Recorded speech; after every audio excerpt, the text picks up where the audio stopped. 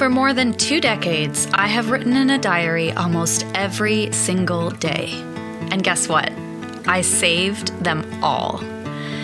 Each week, I will be reading from these archives and getting to know myself from the lens of my 10, 16, 25, and 36-year-old self. We'll explore big topics such as body image, queerness, divorce, addiction, mental health, and friendship. I'll read cringy poems and attempt to find compassion for the painful tenderness of my younger self. Join the drama of me and my guests as we explore our boy-crazy, closeted, angsty selves, one stupid page at a time. Beautiful humans, I have been working really hard to get my most recent recorded episode out, but I am facing some technical difficulties. But I wanted to share that I interviewed a very special guest, probably one of the highlights of my career as a podcaster and even in my life. Shiva came on my podcast as a guest. Shiva is my love, my friend, my number one fan, and the interview is so sweet and so fun. And like I said, I really wanted to get it out for this week, but I'm facing some technical difficulties because it's a really long episode, so I'm trying to get it uploaded as one full episode as opposed to splitting it into 2, but it's looking like I might have to split it into 2. Either way, there is an exciting episode coming at you hopefully next week, and for this week I'm just gonna pick up where I left off, which is in 2004, January 1st. I don't always start a diary, on the first of the year, but it just so happened this way. If you haven't caught up on episodes, I have just met the boy who's going to have me asking, Corey who? I meet this boy who's a little bit older than me and very influential in my life, and we have struck up this sort of flirtation, this romance, and things are about to get hot and heavy. Things are about to get really hot and heavy. In fact, in this episode, I will be sharing what it was like to lose my virginity. So, Mom, Dad, if you're listening, I suggest just skipping to the next episode. What's refreshing is that unlike a lot of the sexual experiences I've had up till now, the story of losing my virginity and also having a lot of firsts actually with this particular boy, they are not traumatizing, and it was sweet to read back on it because I realized that this was someone who, although he had a lot of his own issues, he was somebody who really did care about me and I think wanted the best for me and did the best that he could. So, yeah, I'm excited to get into this episode. Please take good care of yourselves while you're listening, and just so excited to be on this journey with you. All right, let's get into it.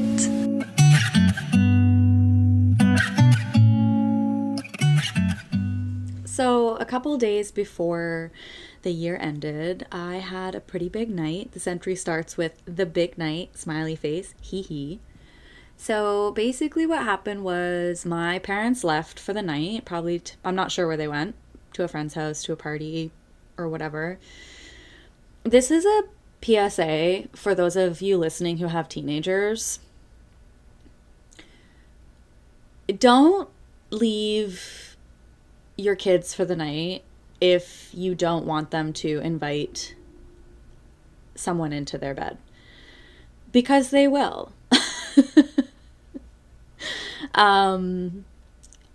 Looking back, I mean, all I wanted was freedom from my parents, and I mean, they gave it to me, and I used it to have boys over. So just that's my little note. But yeah, so the big night, my sister and I both invite a boy over. So I say the big night, smiley face, hee hee. Mom and Dad are away. The boys got here and we all just hung out for a while, and it was really, really normal. I feel like the four of us belong together. Because whenever we're at Jay's house, there are always 10 or so other people around, but it always ends up being just the four of us having fun.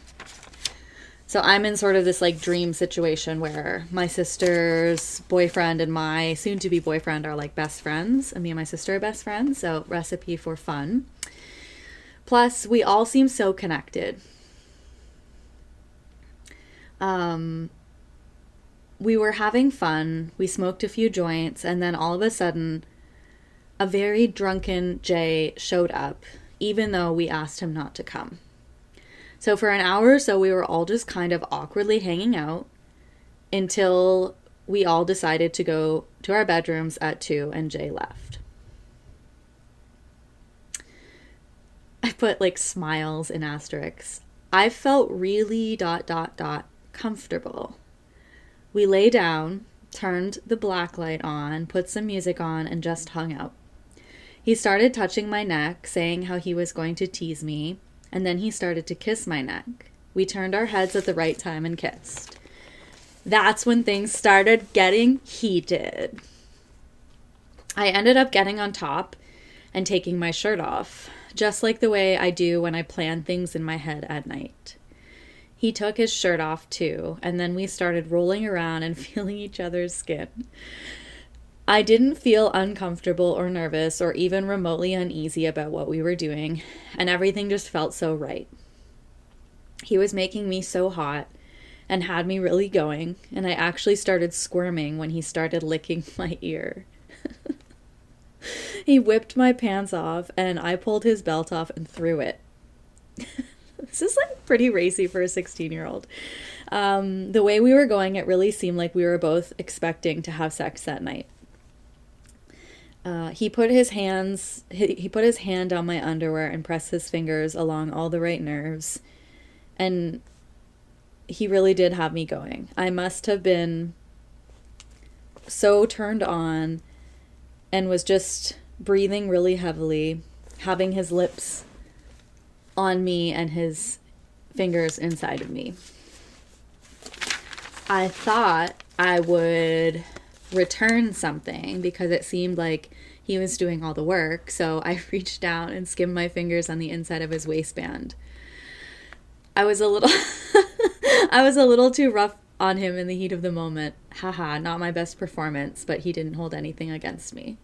We continued this for a while until things slowed down, and then we just did some light stuff. It was so comfortable. We lied there knowing what we just did and just talked normally.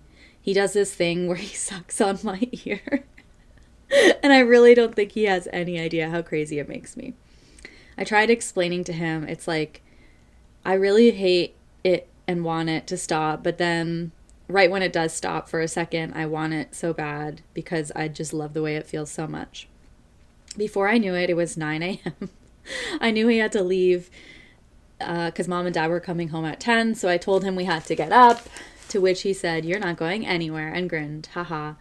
He finally agreed to let me go, and as he was getting off of me, I kissed him. It was so enjoyable. We kept kissing, and it turned out to be a really intense makeout session. I don't really know what I was thinking or what was going through my mind while we were doing all of this, but I glanced at the clock and almost an hour had passed. I told him I was sorry, but he really had to go, and then he got dressed.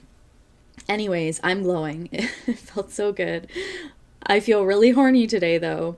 Oh man, I wish he was here right now kissing my neck and sucking my ear.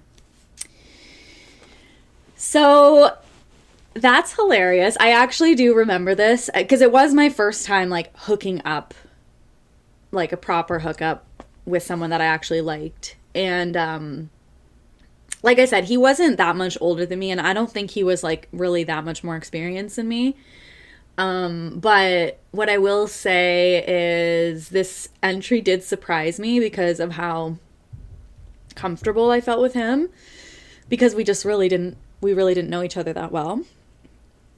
And probably my favorite part is reading back on how like this is the first like Oops. I ever saw, touched, was around, and I was like too rough, and I think I kind of like hurt him a bit, and instead of being embarrassed, we kind of just like laughed it off.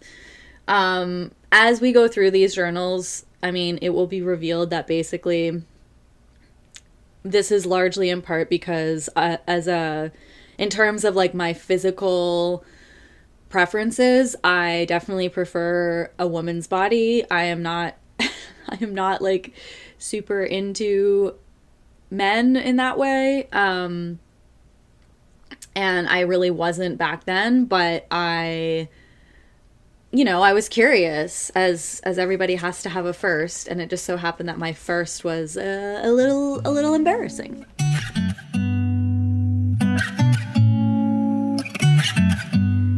January 1st, 2004.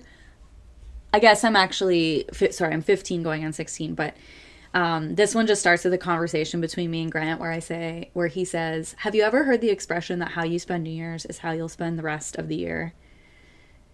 And I say, "Yeah." And he says, "You think that's true?" And I say, "I hope so." So we go to a house party.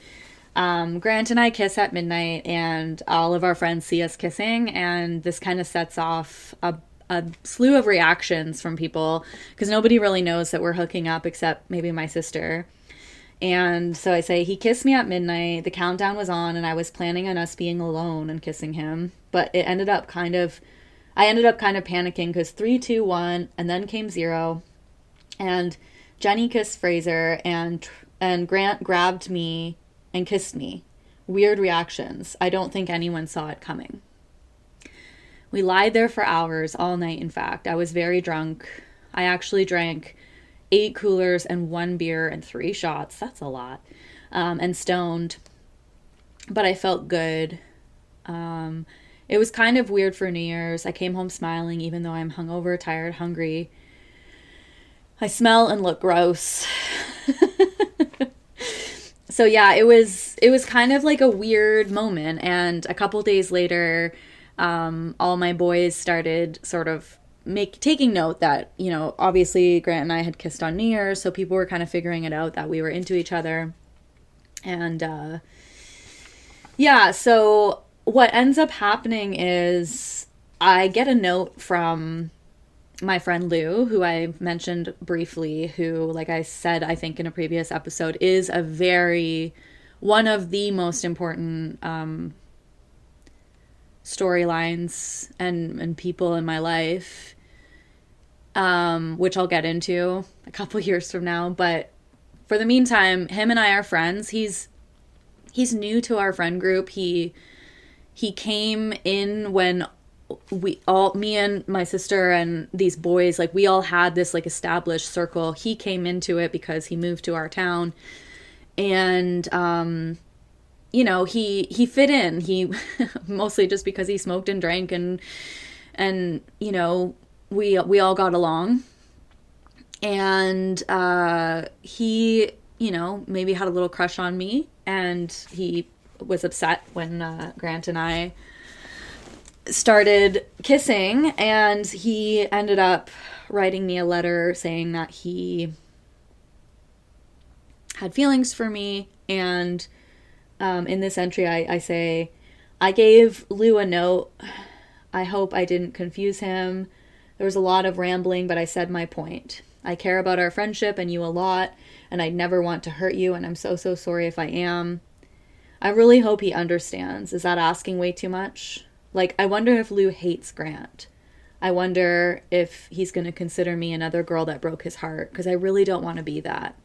I really just want to be his friend. So, yeah, there's a little bit of drama happening in my little friend circle.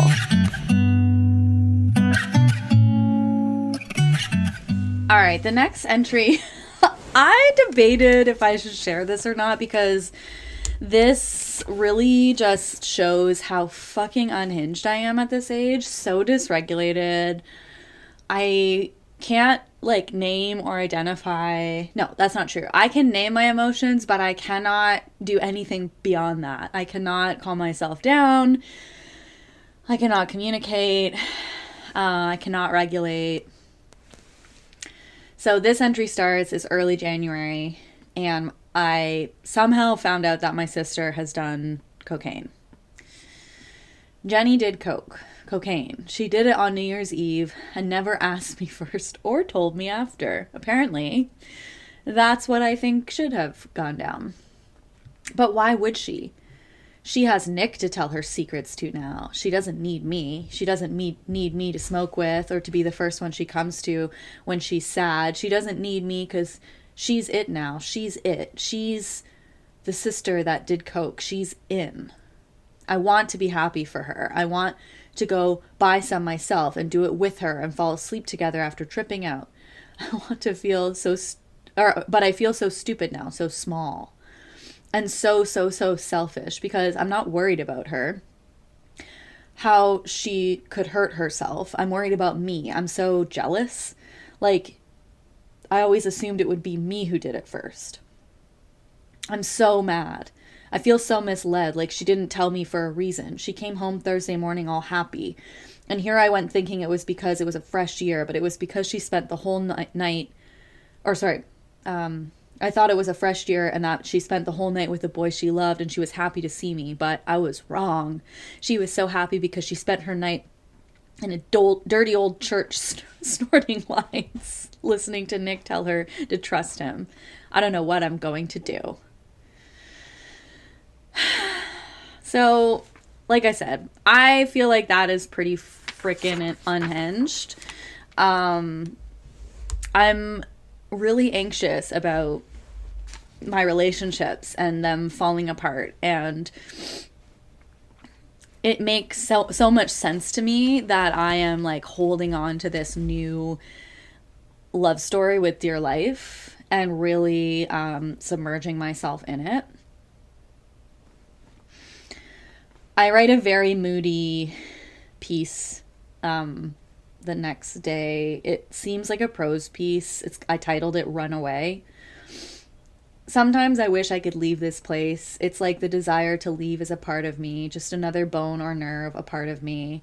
Some days it's stronger and sometimes overwhelms me a little, that feeling I get, just like when your bones hurt or when a storm comes or when your ears ring when someone is thinking about you. It's kind of like that.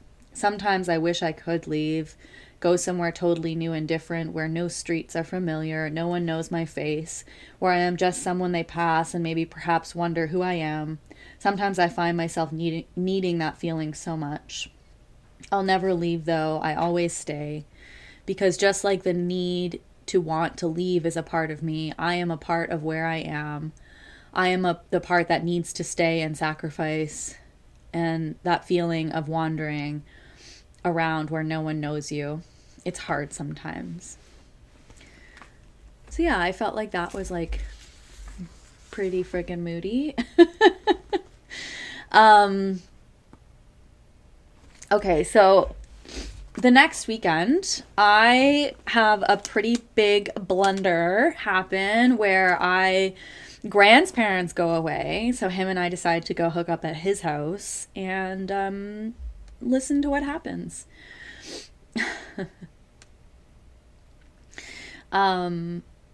So basically I say,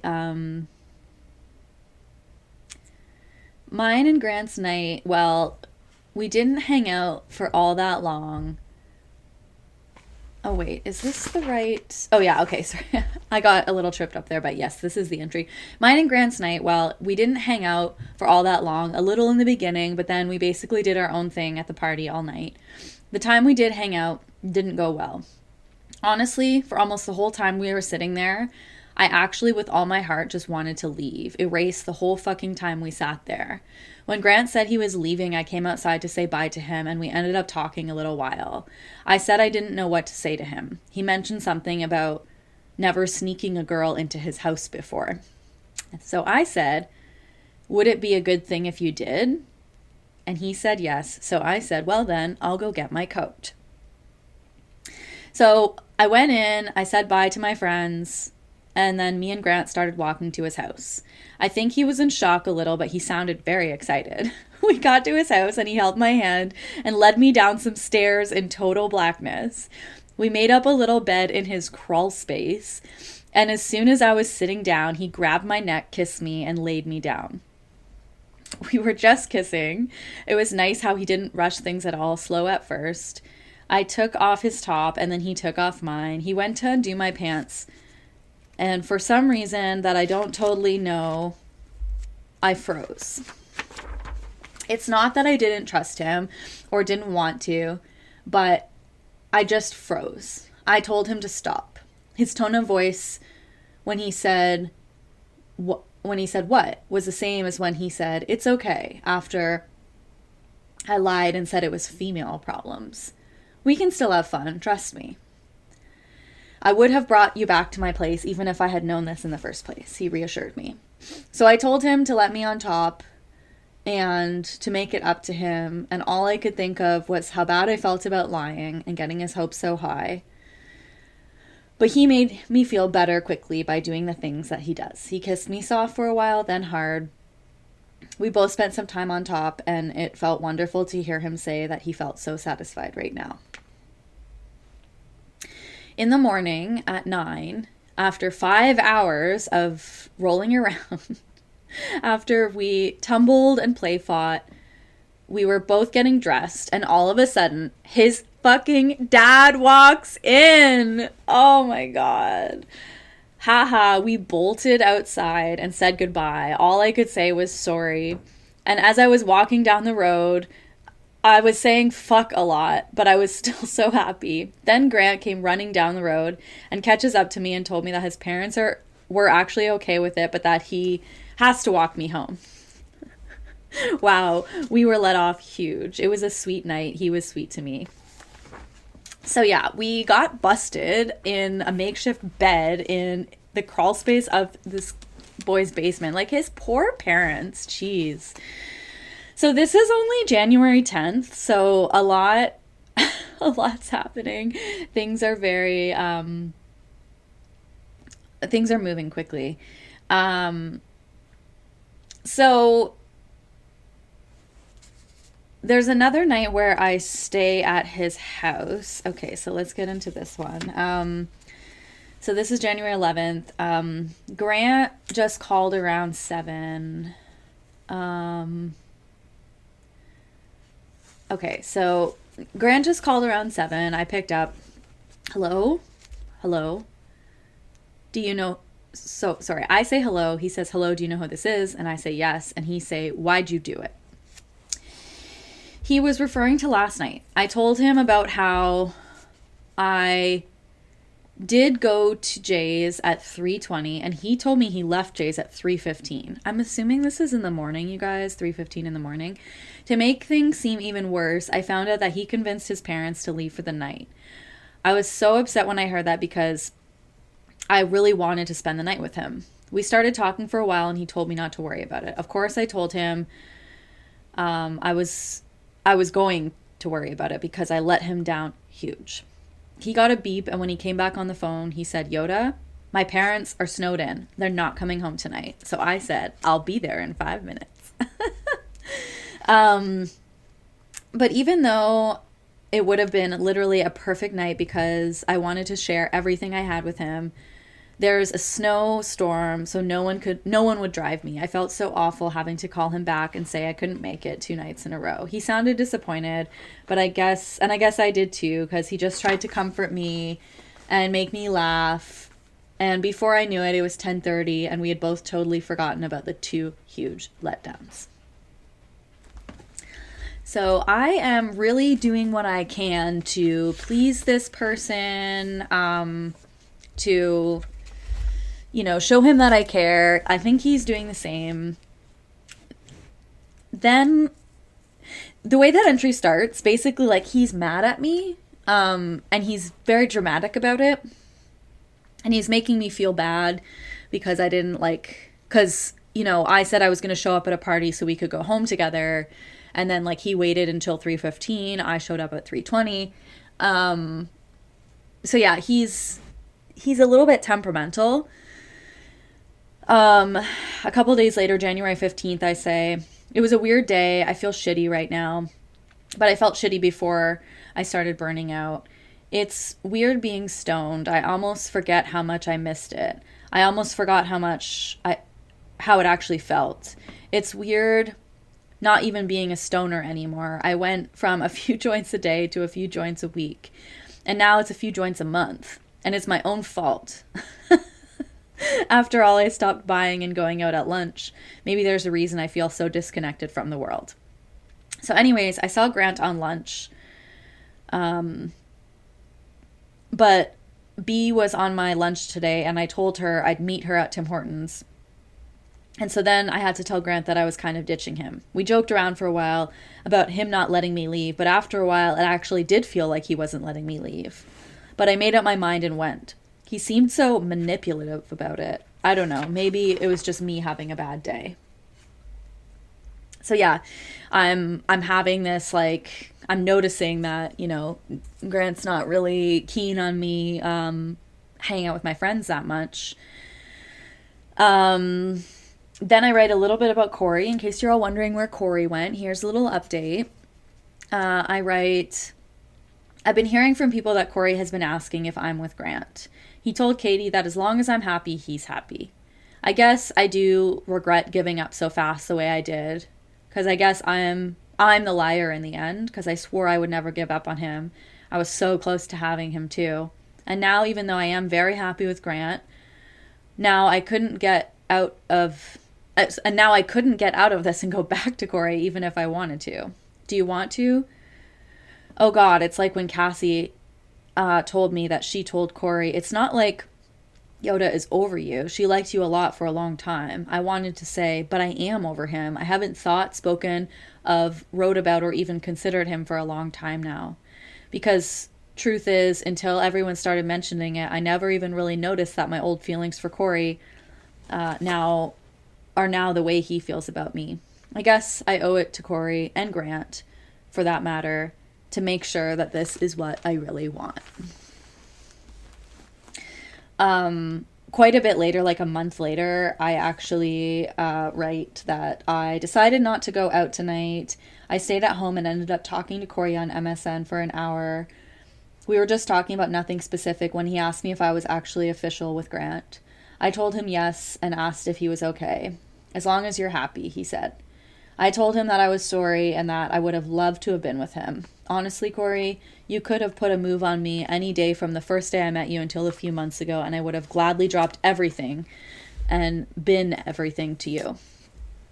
He told me that it made him happy, that I am happy with Grant, and that he's glad I found someone who is good to me. He also told me that he had liked me at Katie's party and at Semi, and that he felt like the luckiest guy alive at Semi because I was so pretty and ...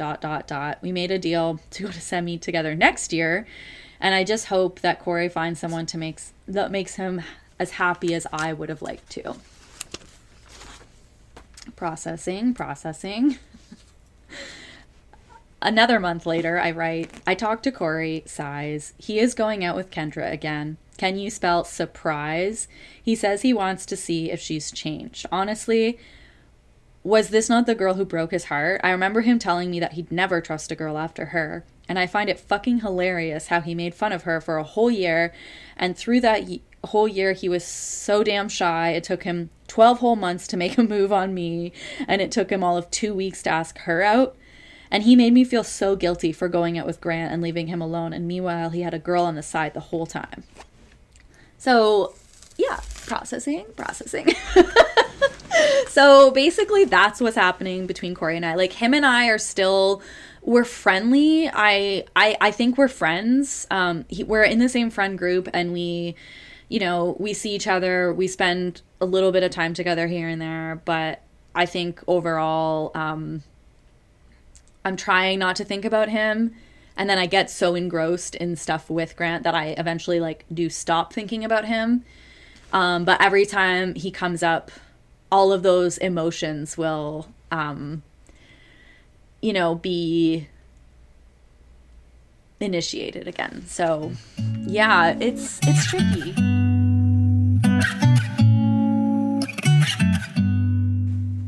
All right. The moment you've all been waiting for. Just kidding. That's kind of weird. January 23rd. I'm glowing. Haha. I feel so good all over. I feel untouchable. Like no one or nothing could take this smile off my face. Yes, as one might guess, I just got home from Grant's house. Finally met his parents. They probably fucking hated me. Before I got there, in the car ride there, I was so nervous. It reminded me of the days when I used to go to Steve's and felt so awkward and anxious to leave. But as soon as I got there, it felt totally different. It was comfortable and exciting and enjoyable and fun. We stood in his room for a while and then decided to go downstairs and put on the movie Cheech and Chong. We hung out. His parents weren't home yet, so we decided to take full advantage of our alone time. But I was a little paranoid his mom and dad would walk in on us again. But he seemed to have his ways of convincing me. I told him that I was talking to my friend today and that she approved of you and me. Says that you're the first good decision I've ever made. He has an effect on me, and I really hope it's real, and all this stuff he says about how I'm not someone he just wants to fuck, that he thinks I'm amazing, and that I'm his priority. I hope all of that is true. So yeah, we have this this moment, and I made a little note on the side that, like, it's literally just the word pressure and a question mark. Like, wondering if I felt, like, pressured. To be honest, I don't know if I did or I didn't.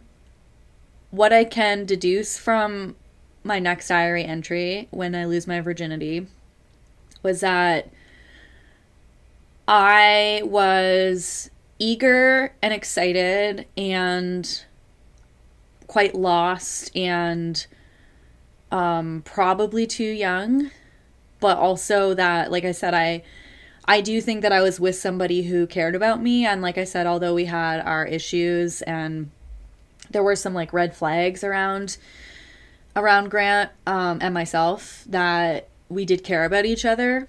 And there was certainly a pressure in the sense that, like, most of my friends at school at least weren't virgins. And, people talked about it, and I don't think I don't remember being like teased or anything for it, but I do remember just kind of wondering, like, when's it going to be my time? Like, when is this going to happen for me? So I don't think I felt pressured. I think I maybe felt a bit rushed, which I don't know how those words are different, but they are. So here's January 25th. Dear book, last night was a night I will remember for the rest of my life. It will be a story I tell to the new people I'll meet, and it will forever be the night that Yoda Olenek lost her virginity. I feel different. I'm not totally sure if it's because I know I'm supposed to feel different, but I do. I feel like anything could happen right now, and I couldn't change the happiness I feel. I smiled when I woke up today. I can't remember the last time I did that. I've never had a reason to be unhappy with Grant, and whenever I wake up after a night with him, I feel satisfied, but not like this. It started even before I got to Jay's. I prepped myself for what might happen that night. did the whole make sure I got the right underwear, make myself smell good, make my hair and skin routine nice. I got to Jay's feeling good and was surprised because this was the first night in the history of being at Jay's that there had been an equal number of girls as there was guys. Odd note. So basically, like, we're all sitting around at this party, we're joking. So now I had to decide what I was going to do. I was going to call home for a ride because I was somewhat tired and there was nothing else to do. So for close to half an hour, Grant tried to convince me to go back to his house and sneak in. My reasoning was that I spent the whole night last night trying to make a good first impression. What if we get busted? I'll never be allowed back there again. But somehow I decided to follow my heart and my horniness instead of my head and walked back to his house with him. I was half planning on telling him to have a good night and then just sleep, but before I knew it, I was downstairs lying on his couch. It wasn't normal at first. I guess he could definitely tell that there was something wrong, and he kept asking how he could make me feel more relaxed.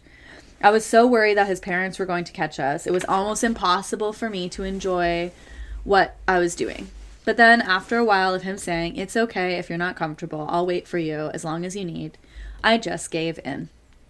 At first, it was just nice, kissing him and having his lips on my neck and chest and stomach. Then he put his hand down lower and undid my pants, and for some reason, I put my hand there, blocking him. "Don't you trust me?" he asked. So I took my hand away, and he was just lightly touching me. I had no intention of just leaving him hanging, so I begged him to go forward and deeper. "Is this too much?" he kept asking. In the heat of the moment, I decided to make one of the biggest moves of my life. I took a condom out of my pocket and rested it on his chest. He put it on and kissed me very passionately and said, "I'm only going to do this if you want to." I told him I did, and so he carefully slid himself inside me. It didn't actually hurt too much then at first. He moved slowly at first, in and out, and it felt so good to connect with him like that on that level. He started going faster for what seemed like a lot longer than either of us expected, and it started to hurt. He said that it sounded like I was going to cry and asked if I wanted him to stop. I told him to keep going, and so he did. It wasn't like I expected my first time. I guess at one point I expected that I was never going to find someone I trusted enough to be intimate with, and was just going to settle with a stranger for my first time. I told him how lucky I was to have him, and that I was so happy with him, and that he had been so much more to me than any other guy. After we were done, it was like better than a movie. We lied there and he asked if I was okay, and I told him, "I'm going to remember this day for my whole entire life, and I'm so glad it was with you." And he kissed me soft, and we lied there like that for some time, touching each other's arms, laughing and talking and being happy. I walked home after we went upstairs and parted ways with a very loving kiss. I slept, and then Grant called me. So that's it. That's the big story of losing my virginity. It's actually a lot sweeter than I anticipated. But yeah, wow. I need to absorb this. I need to take a little minute here.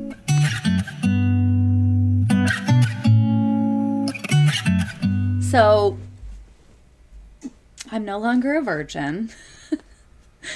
And I tell a couple friends.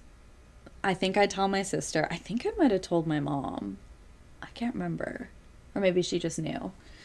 But I have this weird conversation with Katie a few days later, where I'm just like on cloud nine with Grant. I say, "It's so weird. Every time I'm with Grant, I wish I had a video camera so I could tape every detail, every move, every word, every smile, everything, because it's just so perfect." So I'm like swooning for this guy. Katie and I have this conversation. I say, "I had an exam and I got invited to, we'll just say, no, I already have a J. We'll say S's place afterwards. It was fun. Katie and I walked there alone and talked. She said, 'It just seems like you never have time for me or anything anymore.' I got silent and she asked what was wrong. I said, 'I'm just so sick of everyone accusing me of being too busy for them because every time I make an effort, which is what I have which is what I have been doing, that person is busy. And it just bugs me that all my friends are making me feel like a bad friend. Like I'm not the only person here who has to balance a boyfriend and a life. So basically I got like real defensive, which I'm not going to say is unlike me. A couple nights later, something comes up that makes me reflect on what Katie and I had talked about, where I say, I'm at a party at a friend's house, a house party. Grant's there. We're all playing pool. We're all laughing. I say everyone was having fun except Grant, it seemed. So after an hour and a half or so, I went and sat with him. He would barely even talk to me. He looked at me and said, I don't think I should take you home with me tonight. When I asked him why, he said, you seem like you're having fun without me. My mind right then and there went crazy. I felt so offended. He was treating me similar to how Ryan treats Kelly, and I was partly angry. Why was he making things complicated when he promised he wouldn't? I was partly just worried. Is this the way our relationship is going to be? But even though I was offended and angry and worried, all I wanted to do was make him feel better. I told him I was sorry and asked him to please give me a chance to go home with him and to make it up to him. I gave him a kiss and waited for him to tell me everything was okay. I asked if he wanted to leave right then, and he said he did. It was weird for me making that choice because I never wanted to be in that position, but now I am. So I left the party and went home with Grant, and I'm not saying it wasn't fun because I'm sure it was. So one last sort of like item on this agenda. So Katie is, expressing that she thinks like I don't really have time for her or anything else other than Grant. And then Grant kind of like guilts me into like leaving a party with him. And then I have a conversation with Jay, who I guess is, he's my friend. And, I start this entry February 13th. I say, so last night was pretty close to awful. I went to Jay's off the bus and I told him I had to talk to him about something. So I went over there, sat down, and I just felt like I couldn't tell him. It was weird. I've never felt that way, like I couldn't talk to him. But I eventually did because I knew Grant was counting on me. Me. I heard that you said Grant doesn't treat me good. Jay. Well, do you think he does? Me. Do you think I would be with him if he didn't? Jay. Well, I don't know. You're attached to him. Sometimes when you're attached to someone, you can't see those things. Me. How stupid do you think I am, Jay? Jay. I don't think you're stupid. I don't want to see you get hurt. I've tried to save girls in this position before, but they usually can't see it. And then it's like, look where it gets them. Me. Don't you dare compare the way that those girls have been treated to the way Grant treats me, because that's not how it is and you know it. The only reason you think you're seeing it is because you're jealous. I said some mean things and we got into a conversation with our voices raised and defensive. For a while, all I wanted to do was leave, but I didn't because I needed things to be okay. So we continue chatting, and I am like just in full defensive mode. I'm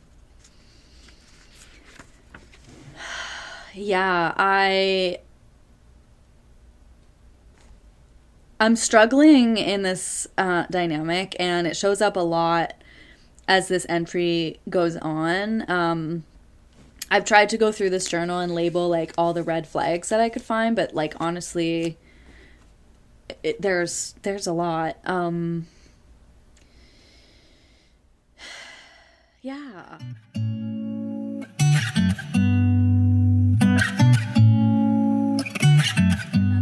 Another moment, a bit later in February, I was sitting on the table facing Nick and Jenny when Nick pulled me onto the couch, and I was kind of like awkwardly sitting on him, and just as I was getting off him, Grant coincidentally walked into the room.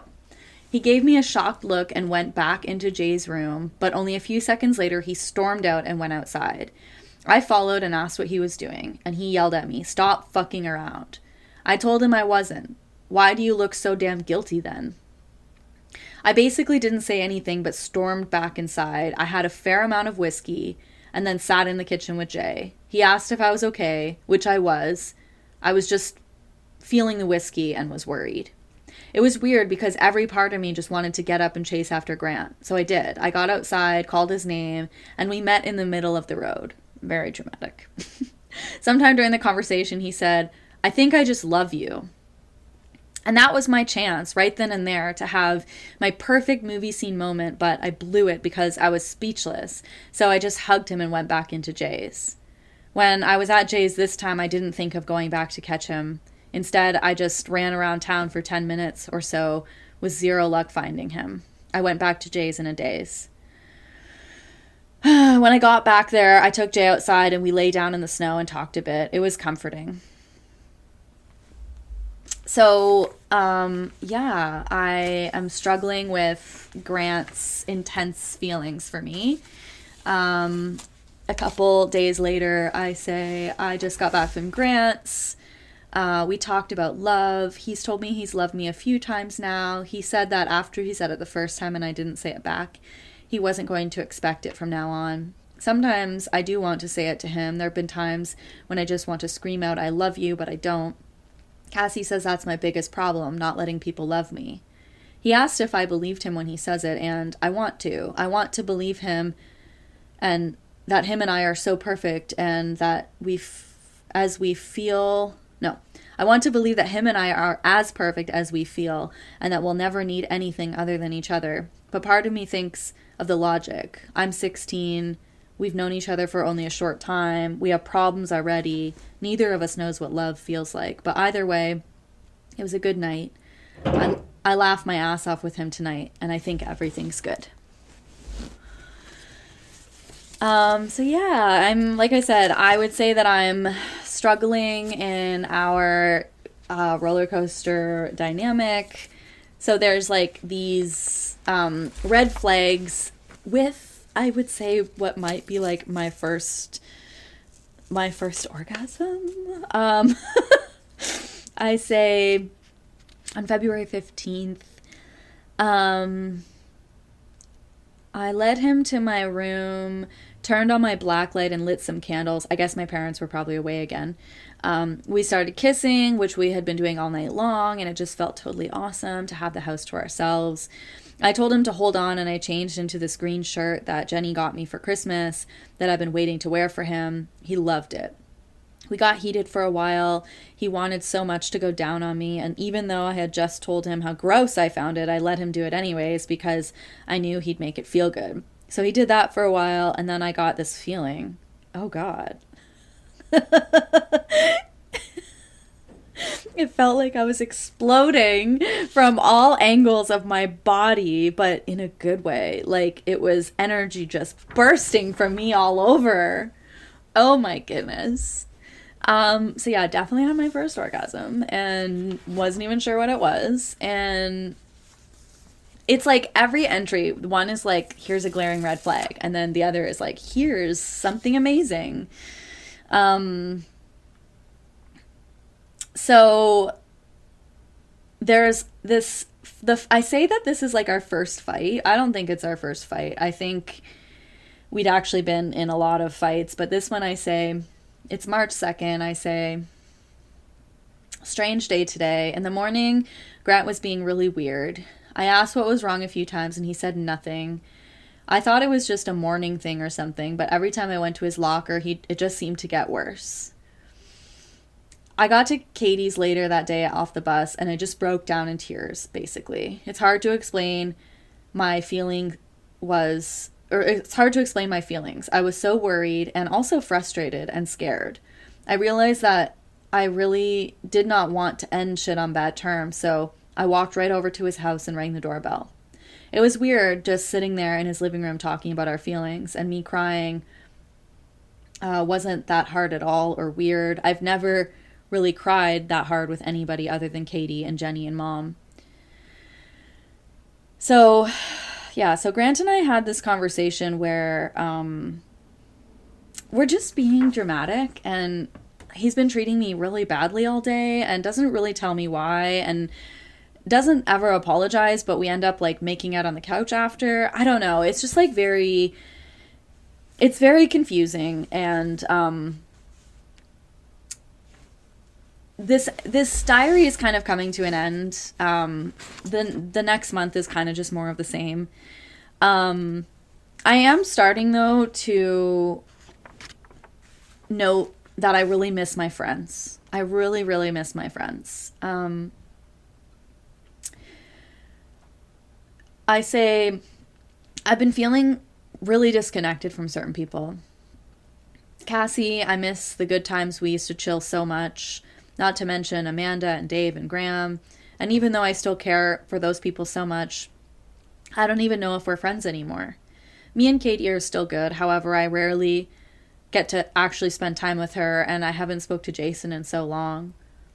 My boys, well, I guess it feels like I'm just never around. Bob Dylan said it best. The times, they are a-changin'. I feel so much more in tune with sex, drugs, and rock and roll, a life I've always wanted to be a part of, but I guess I just miss my life. But I'm in love, so what more could I ask for? Dun, dun, dun.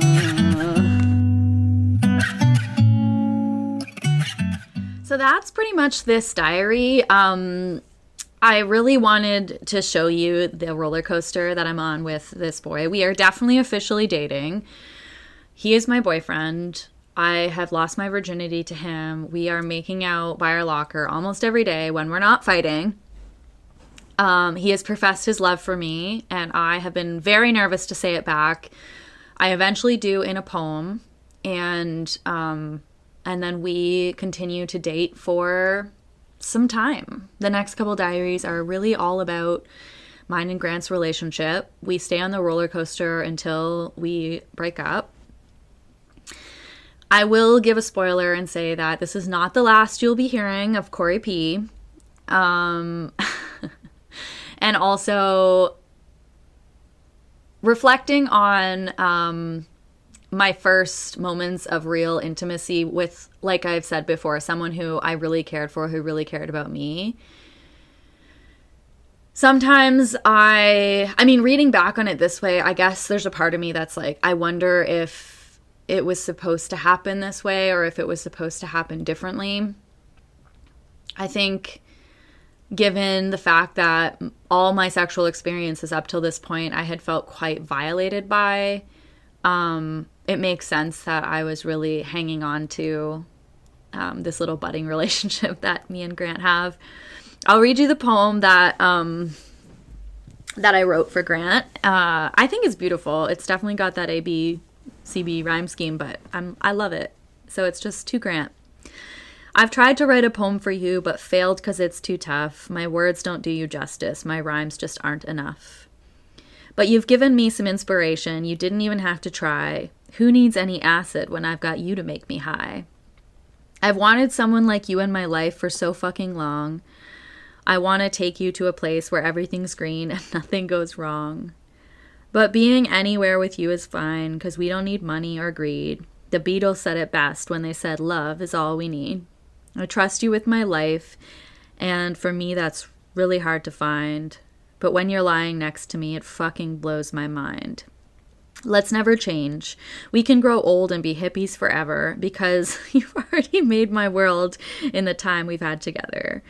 Don't ever think I want more than this, because I'm truly happy. I've got everything I need, and you are it exactly. Let's run off to Jamaica, smoke dope on the sea without a care. And as long as we're together, I'll keep my wicked hippie hair. All I need is all I have, and that, my friend, is you. Your poem meant a lot to me, and I think I love you too. So sweet. Well, this was fun. I think I'm going to continue on with these entries. Like I said, you can expect the next episode to be with my love. And yeah, I'm just so excited that you're all coming on this journey with me. Sending you all so much love, and